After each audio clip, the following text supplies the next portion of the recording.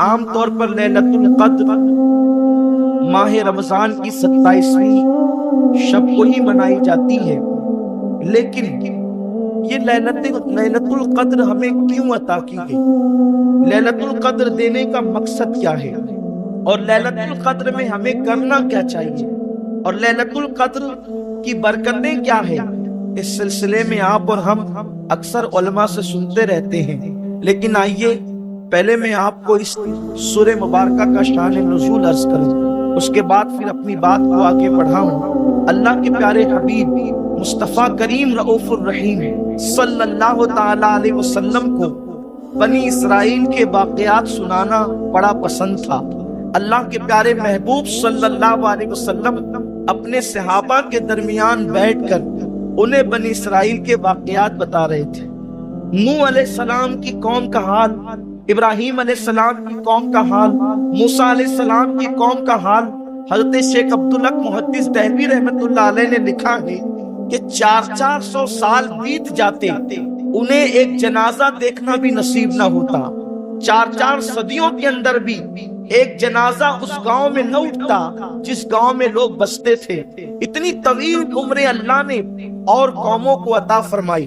جب حضور سید عالم صلی اللہ علیہ وسلم نے ایک اسرائیلی بزرگ کا واقعہ بیان کیا، ان کی عبادتیں بیان کی، ان کے روزے بیان کیے، تو مصطفیٰ کریم صلی اللہ علیہ وسلم کی بارگاہ میں صحابہ نے عرض کیا، یا رسول اللہ، ان کی تو اتنی عمریں تھیں، ہمارے پاس تو اتنی عمر نہیں۔ امت محمدیہ کی عمر طبعی طور پر 60 اور 65 سال ہے۔ میرے آقا، ہمارا کیا ہوگا؟ بس سوال کرنے والے کون ہیں؟ اللہ کے حبیب صلی اللہ علیہ وسلم کے صحابہ۔ سوال کرنے والی وہ مخلوق ہے کہ انبیاء کے بعد ان سے بہتر کوئی ہو نہیں سکتا، اور جواب دینے والے مصطفیٰ جان رحمت صلی اللہ علیہ وسلم، مجیب یعنی جواب دینے والی ذات وہ ہے کہ زبان ان کی ہے اور کلام خداوند قدوس کا ہے۔ ہر انسان سے سوال کیا جاتا ہے، ہر انسان سے سوال ہوتا ہے، لیکن دنیا میں کوئی پیدا نہیں ہوا کہ جو سوال کے جواب میں لاجواب نہ ہو جائے۔ اور جب انسان سوال کے جواب میں لاجواب ہوتا ہے تو جب چہرہ اٹھتا ہے، جب گردن اٹھتی ہے، انسان کے چہرے پر کے آثار ہوتے ہیں، لیکن قربان جائیں، سوال کرنے والے صدیق و فاروق ہے، عثمان و علی ہے، سعید ہے، طلحہ و زبیر ہے۔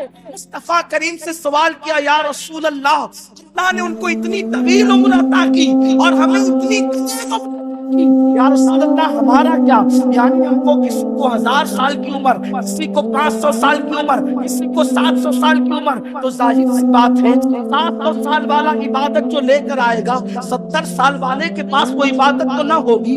1000 سال والا جو عبادت لے کر آئے گا تو 50 سال والے کے پاس وہ عبادت نہ ہوگی۔ حضور کی امت خیر امت ہے، جس کے سر پر خیر امت کا تاج ہے، جسے یا ایھا الذین آمنوا کا لقب عطا کیا گیا، اللہ نے نمازی عطا کی، جس کو اللہ نے ماہ رمضان عطا کیا، جس کو اللہ نے سورۃ الفاتحہ عطا کیا، جس کو اللہ نے کسی کی امت کو دیا، کسی کو موسیٰ دیا، کسی کو ابراہیم دیا، کسی کو دیا، کسی کو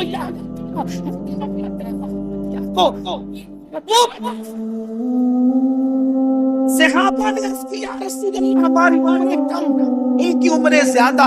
یہ سوال ایسا تھا، آمنہ کے لال کی گردن جھک گئی، آمنہ کے لال۔ منکرین فضائل رسالت کو موقع مل گیا، دیکھو نبی نے گردن جھکا لی، لیکن انہیں پتا نہیں کہ نبی کی گردن کیسی عظیم گردن ہے۔ جب اٹھتی ہے تو قبلہ بدلتا ہے، نبی کی گردن جب اٹھتی ہے تو قبلہ بدلتا ہے، اور جب جھکتی ہے تو سورج فجر نازل ہو جاتا ہے۔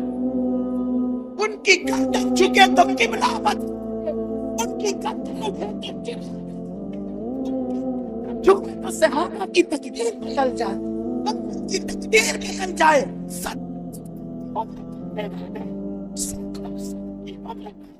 سے آگے نکل جائے، آمنہ کے لال نے گردن جھکا لی۔ اللہ نے فرمایا جبریل میرا محبوب گردن کیوں جھکاتا ہے؟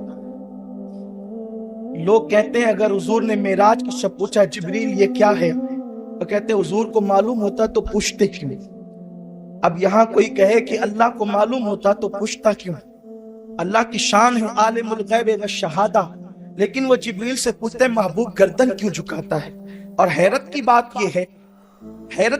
یہ سدرہ پہ رہنے والا جبریل اللہ کو عرض کرتا ہے مولا محبوب نے گردن اس لیے جھکائی کہ امت کی کم عمری یاد آ گئی۔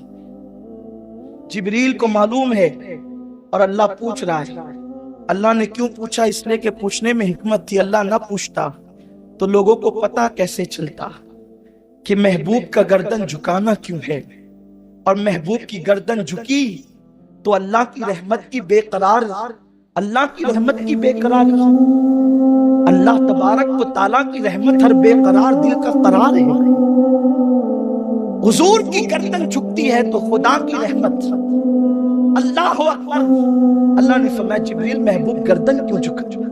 عرض کی مولا تیرے حبیب کو امت کی کم عمری یاد آ گئی۔ ارشاد ہوتا ہے پھر جبریل سدرہ پہ رکنا کیسا؟ جب محبوب کو کہہ کر سنا دے خیر من الف شہر۔ حبیب تیری امت کو ایک رات ایسی عطا کر دیتے ہیں کہ جو 1000 مہینوں سے افضل ہے۔ 1000 مہینوں سے افضل ہے، 1000 مہینوں کے برابر نہیں، 1000 مہینوں سے افضل ہے۔ صاحب روح البیان لکھتے ہیں کہ یہ اس سورہ مبارکہ کو سورۃ القدر کہتے ہیں۔ قدر کہتے ہیں تنگ ہو جانے والی رات، لیلۃ القدر یعنی تنگ ہو جانے والی رات، مختصر ہو جانے والی رات، شارٹ ہو جانے والی رات۔ اس کو سورۃ القدر کہنے کی وجہ کیا؟ اس کو لیلۃ القدر کہنے کی وجہ کیا؟ تو فرمایا گیا اس رات اتنے فرشتے زمین پہ نازل ہوتے ہیں، اتنے فرشتے زمین پہ نازل ہوتے ہیں کہ اللہ اکبر، اللہ کی زمین تنگ ہو جاتی ہے۔ اور صرف فرشتے ہی نہیں آتے بلکہ فرشتوں کا سردار جبریل امین بھی آتے ہیں۔ اور صرف ایک رات۔ لیکن یہاں میں بڑی معذرت کے ساتھ ایک بات عرض کرنا چاہتا ہوں لیلۃ القدر کے حوالے سے بات کرتے ہوئے، کیونکہ محفل تو ہو چکی ہے، بہت مختصر سی باتیں کر کے گفتگو کو ختم کرنا ہے اور پھر انشاءاللہ تعالی دعا بھی کرنی ہے۔ یہ لیلۃ القدر میں فرشتے کیوں آتے ہیں اور جبریل امین؟ اس لیے کہ بظاہر زمین سے بہت افضل تو سدرۃ المنتہا ہے، پھر جبریل امین ہر سال آتے ہیں اور لیلۃ القدر میں آتے ہیں۔ اور کیوں آتے ہیں؟ جبریل امین اور سارے فرشتے سال بھر دعا کرتے ہیں، سال بھر دعا کرتے ہیں اللہ ہمیں زمین پر جانے کی اجازت دے تاکہ ہم زمین پہ جائیں اور جا کر کے ہم زمین پر ان لوگوں کے چہروں کی زیارت کریں جو ہم سے بہتر عبادت کرتے ہیں۔ یہ کون کہہ رہا ہے؟ یہ جبریل امین کہہ رہے ہیں، سید الملائکہ۔ اور اسلام کا یہ متفقہ نظریہ ہے، تمام عالم اسلام کا یہ عقیدہ ہے کہ غیر نبی جبریل سے افضل ہو نہیں سکتا، کیونکہ جبریل فرشتوں میں رسول فرشتہ ہے، یعنی کہ اللہ تبارک و تعالیٰ نے یہ فرشتوں کو 4 فرشتوں کو رسول فرشتہ بنایا ہے، جناب جبریل، میکائیل، اسرائیل اور اسرافیل۔ اور یہ لوگ انبیاء کرام کے بعد مرتبہ رکھتے ہیں، لیکن غیر نبی ان کے برابر نہیں ہو سکتا، یعنی جبریل کے برابر۔ اور جبریل امین کہتے ہیں اللہ ہمیں ان کی زیارت کے لیے جانے دے، ان کے دیدار کے لیے جانے دے جو ہم سے بہترین عبادت کرتے ہیں۔ اور جبریل امین اور سارے فرشتے سال بھر دعا کرتے ہیں تو اللہ سال میں ایک مرتبہ شب قدر میں ان لوگوں کو زمین پہ بھیجتا ہے کہ اب جاؤ اور جا کر ان کی زیارت کرو جو تم سے بہتر عبادت کرتے ہیں۔ نماز کی اہمیت اپنی جگہ، نوافل کی کثرت اپنی جگہ، ذکر و اذکار کی کثرت اپنی جگہ، میں اس کا منکر نہیں، لیکن شب قدر کا مقصد سمجھنا ہوگا۔ شب قدر میں فرشتے کس کی زیارت کے لیے آتے ہیں؟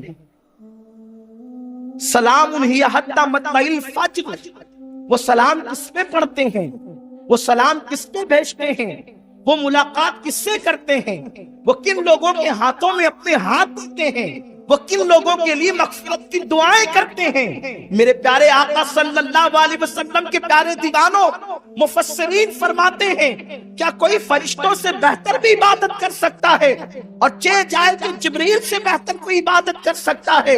हमारे रुकू जिब्रील के रुकू की तरह नहीं हो सकते, हमारे सुजूद जिब्रील के सुजूद की तरह नहीं हो सकते, हमारा क़याम जिब्रील के क़याम की तरह नहीं हो सकता, हमारी तिलावत जिब्रील की तिलावत की तरह नहीं हो सकती।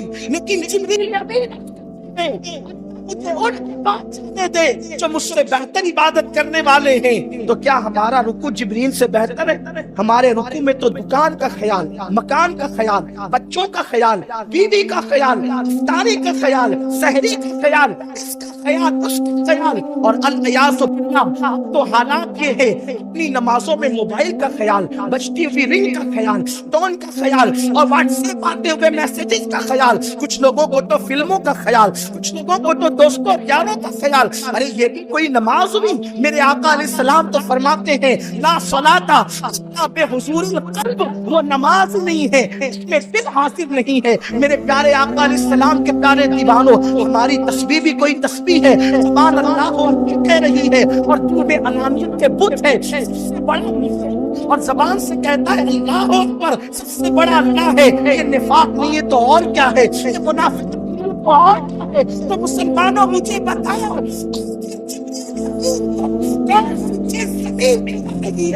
मेरे अल्लाह मुझे उन लोगों के पास जाने जो मुझसे बेहतर इबादत करते हैं, और अल्लाह उन्हें साल में एक बार एक ही रात भेजता है ज़मीन पे लैलतुल क़द्र में।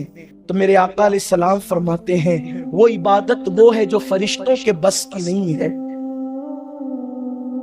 फरिश्ते उन इबादत गुजारों को ढूंढते हैं। कौन इबादत गुजार? जो बीमारों की इयादत के लिए जाते हैं, उन इबादत गुजारों को ढूंढते हैं। फरिश्ते उन लोगों को ढूंढते हैं जो अपने मुंह का लुक़्मा तर अपने मुंह से रोक किसी और के मुंह में डाल देते हैं। फरिश्ते उन इबादत गुजारों को ढूंढते हैं जो अपनी जरूरत पर दूसरों की जरूरत को तरजीह देते हैं। फरिश्ते उन इबादत गुजारों को ढूंढते हैं जो लोगों का दिल ज़बान से शोले बरसा करके तोड़ते नहीं है, बल्कि फूल बरसा करके जोड़ देते हैं। फरिश्ते उन लोगों को ढूंढते हैं गोया के जो अपने लिए ईद के कपड़े बाद में बनाते हैं, पहले मोहल्लों के मुफलिसों को कपड़े पहनाते हैं। फरिश्ते उन इबादत गुजारों को ढूंढते हैं जो अपने घर में इफ्तार के फल बांटते हैं, पहले गरीबों के घर पहुंचाते हैं फलों को। ये इबादत तो जिब्रील के बस में न थी, ये इबादत तो फरिश्तों के बस की न थी, इसलिए कि जिब्रील खाता ही नहीं तो खुद भूखा रह करके दूसरों को खिलाने का फेल कैसे करता? फरिश्ते तो खुद खाते नहीं तो दूसरों को खिलाने का फेल कैसे करते? फरिश्ते तो बज़ाहिर बीमारों की इयादत के लिए अपना कारोबार और काम दाम छोड़कर जाते नहीं, इसलिए कि उनका कोई कारोबार नहीं, उनके बीवी बच्चे नहीं, उनके रिश्तेदार नहीं, उनके अहलो अयाल नहीं। तो मेरे